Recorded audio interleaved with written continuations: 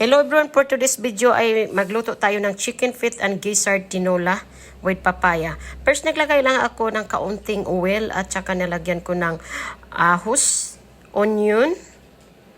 Yan, halu-haluin lang natin mga palangga. Pagkatapos nilagyan ko ng kamatis at saka tanglad o lemongrass at yung gizzard at saka chicken feet. Yan mga palangga, no? Sobrang sarap.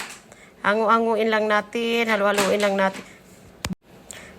Halu-haluin lang natin mga palangga, no? At takpan natin at isisimmer natin hanggang mawala yung lansa at saka dugo. At nilagyan ko pala siya ng chicken powder na pang soup talaga. At halu-haluin na natin. Patuyuin lang natin hanggang mawala yung mga lansa at mga amoy. Yan, at nilagyan ko pala ng black pepper or paminta.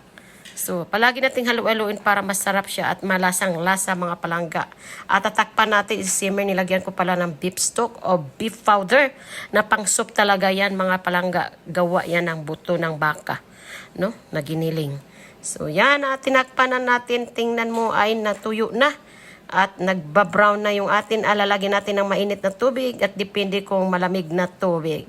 At pagkatapos, tanggalin natin yung sa taas, nung nagbababol sa taas.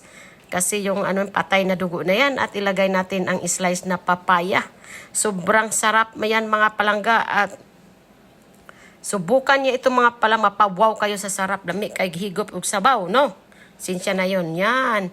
Nagbo-boiled na siya. At nilagyan ko pala siya ng okra galing sa aking tananim, no?